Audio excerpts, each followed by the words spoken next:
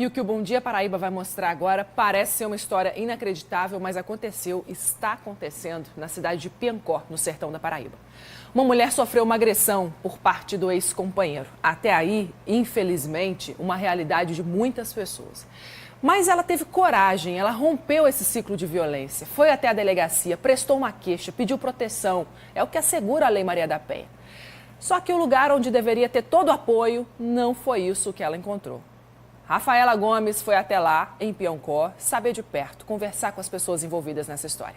Veja só a reportagem que ela e Hércules Barbosa prepararam pra gente. Flávia já faz parte das estatísticas de violência contra a mulher em 2017.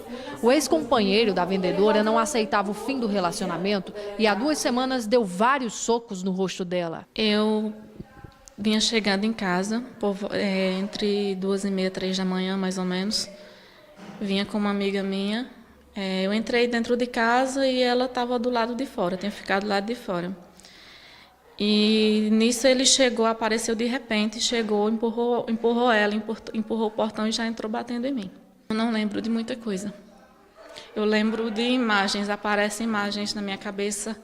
Quando eu me deito para dormir, eu vejo flashes, eu não consigo lembrar de tudo. O ex-companheiro sempre teve um comportamento agressivo, principalmente depois que bebia. Teve um tempo que ele começou a beber mais, ele saía de casa bem e voltava violento, bem agressivo, sempre quando ele voltava, quando ele saía para beber. O medo se tornou companhia permanente de Flávia e dos pais dela. Eu não posso ficar na minha casa, eu não posso dormir na minha casa, eu não posso andar à noite sozinha. Criei uma filha, está na idade que está, nunca dei uma palmada nela, nunca.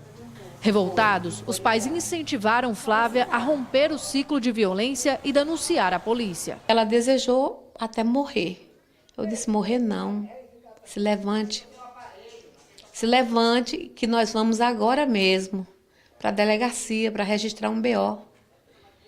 Você não vai deixar isso impune, não vai deixar isso ser só uma estatística, não. Porque o homem que faz esse tipo de coisa, Rafaela, ele não é um homem, ele é um covarde. Mas a autoridade policial não trouxe proteção. As primeiras tentativas de denunciar e pedir uma medida protetiva foram frustradas. A família ficou revoltada com a abordagem feita na delegacia de polícia. O delegado perguntou assim a minha filha, ironicamente, perguntou assim, tem certeza que isso não foi a porta de um guarda-roupa?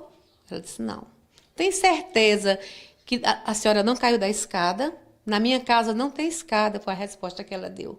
Ele não deu entrada na minha medida protetiva. Quando a advogada foi lá para saber como andava o processo, ele não tinha feito nada. O processo estava do mesmo jeito. Ela teve que se dirigir ao Ministério Público para que o processo tivesse andamento. Ele disse que quem decidia se eu necessitava de medida protetiva era ele, não era a advogada nem eu. E que se eu não quisesse que acontecesse nada comigo, que eu me trancasse dentro de casa, porque ele não ia ser meu segurança particular. Uma advogada tomou a frente do caso e encaminhou o pedido de proteção direto ao Ministério Público. O promotor fez o pedido e notificou o suspeito da agressão. Eu não acredito em justiça. Quando fala de justiça, eu considero injustiça, porque eu não acredito nela. Aí acontece o que aconteceu, o que o delegado fez. Não despachou o processo e ainda recebeu mal a advogada, que foi procurar sobre a medida protetiva, né? Apesar de todo o constrangimento, Flávia ainda acredita na justiça e manda para todas as mulheres uma mensagem de encorajamento e amor. Primeiro, ter amor próprio. Que a gente tem que se amar um pouco mais. A gente não é obrigado a aguentar a agressão. Que a gente tem que levantar a cabeça, tem que ser forte, tem que enfrentar. Porque se a gente não enfrentar, vai continuar acontecendo.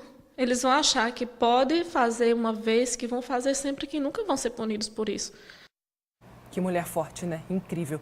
A nossa repórter Rafaela Gomes procurou esse delegado da cidade para saber o que ele tinha a falar sobre esse assunto, o ponto de vista dele, de toda essa situação. Veja só as tentativas dela. Bom dia, Patrícia. Bom dia a todos. Nós estivemos na delegacia da cidade de Piancó na manhã da última segunda-feira para tentar gravar com o delegado do caso, mas ele não foi encontrado.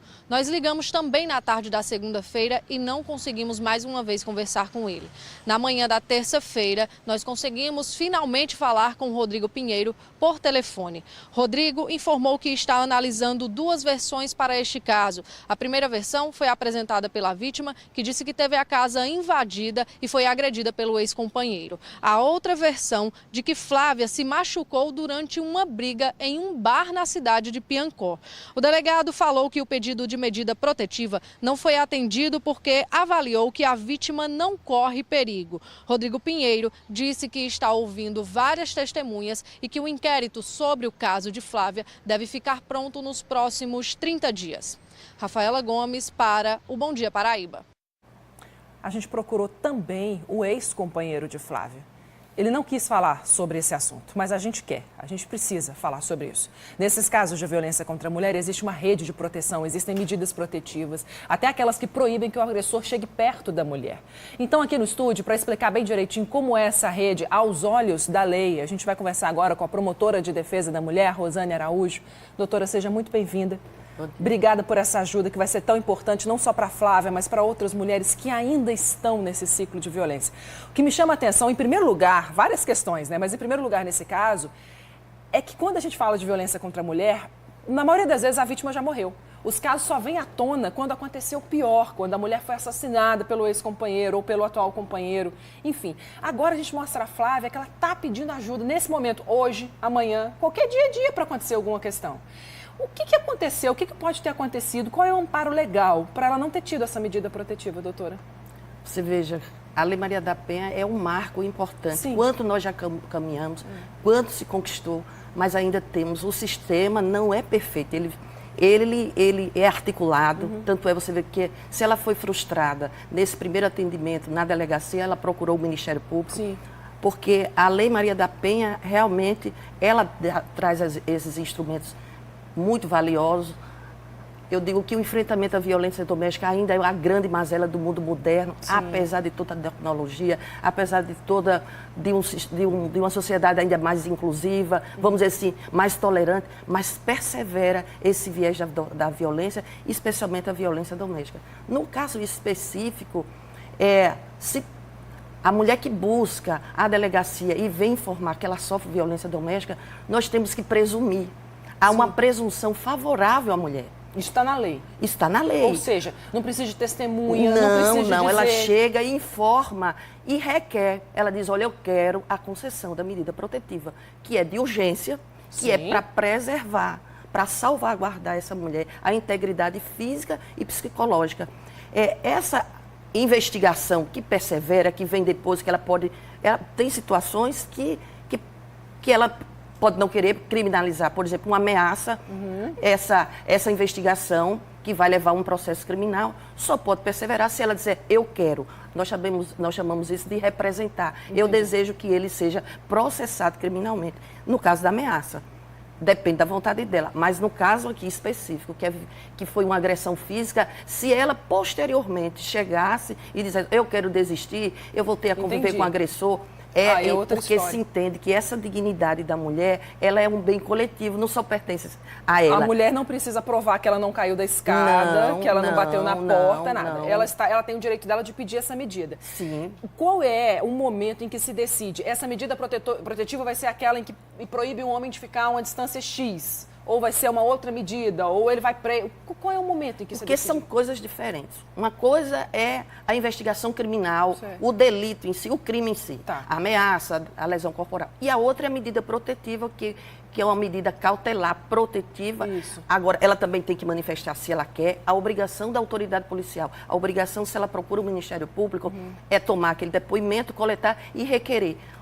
A autoridade policial tinha 48 horas para fazer essa remessa. Nossa. Fazia o relato dela, porque indúbio, no caso, se houver... Não, aquele relato é frágil. Mesmo assim, se requer e se concede. Para quê? Essa mulher que busca o sistema, vocês imaginam, inclusive há toda uma neura. Eu até nem estou entendendo porque se tem capacitado muito o sistema, há um alinhamento de entendimento no sentido de proteger efetivamente essas mulheres, de fazer esse acolhimento, e essa autoridade, vamos dizer assim, ele é um ponto fora da curva, porque hoje há todo um comprometimento muito forte nesse acolhimento e recepcionar essa versão da mulher para a concessão da medida protetiva. Esse maior rigor que o delegado queria, de versões, de testemunhas, isso é para criminalizar, para processar no campo da investigação criminal. Mas para a concessão da medida protetiva, que ela é uma medida cautelar,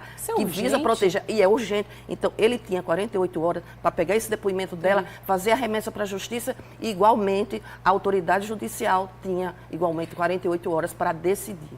Até agora, como a gente disse aí na reportagem, esse processo não andou, ficou na delegacia, foi preciso que o Ministério Público notificasse para que isso desse prosseguimento. Esse homem não foi encontrado.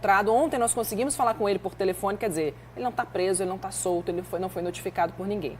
Eu acho que há também uma questão que a gente tem que destacar quando fala de violência contra a mulher, é que a Flávia teve coragem de ir à delegacia, depois de um apoio muito grande dos pais dela, e isso não é comum. Muitas vezes a mulher morre sem sequer uma vez ter pedido ajuda policial. Há que ser estimulada essa atitude, porque senão outras mulheres vão dizer, não confio na polícia, não confio na justiça, me resta ficar aqui esperando a próxima agressão.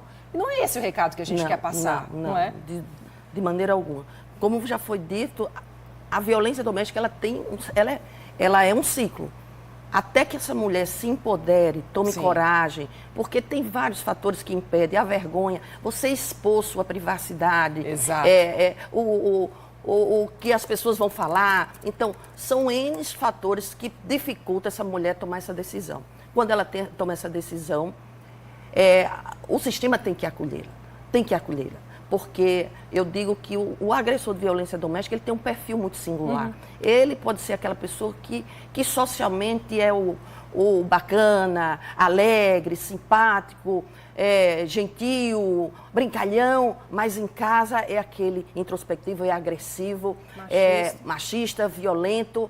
E aí, se você for tomar como esse perfil a conduta dele social, inclusive isso é até um elemento que dificulta muitas vezes a mulher, porque, mas olha, aquele cara, ele é tão simpático, como é que ela está dizendo? Ela tem o melhor dos maridos, ela tem o melhor dos companheiros, o melhor do namorado, por que ela está dizendo isso? Mas é importante que as mulheres, esse fato isolado, vamos dizer assim, que foi trazido aqui, que é muito bom, que sempre isso seja colocado, para que venha discutir, que ainda é uma grande mazela. Sim, a ONU diz que a violência contra a mulher há um surto global. Imagina. 7 em cada 10 mulheres sofrerão violência. É o primeiro passo, pensar que isso não é exclusivo de cada mulher. Não. E segundo, saber, ter certeza, confiar de que a vida após esse processo, após esse ciclo violento, que é possível viver de novo dignamente, sendo amada por alguém ou por si mesmo, que é o principal, né, doutora? Com certeza. Doutora Rosane, eu lhe agradeço demais pela sua presença aqui no Bom agradeço Dia, a oportunidade. por poder fortalecer essas mulheres. Lembrar a Flávia, inclusive, em primeiro lugar, que você está de parabéns, Flávia, pela sua coragem, para a sua família também, que lhe apoiou nesse momento, e ter força para lutar pelos seus direitos e cobrar uma atitude legal da polícia, porque, por enquanto, você não está tendo a medida protetiva que era um direito seu. Verdade. Muitíssimo obrigada. Bom dia para a senhora. Até a próxima.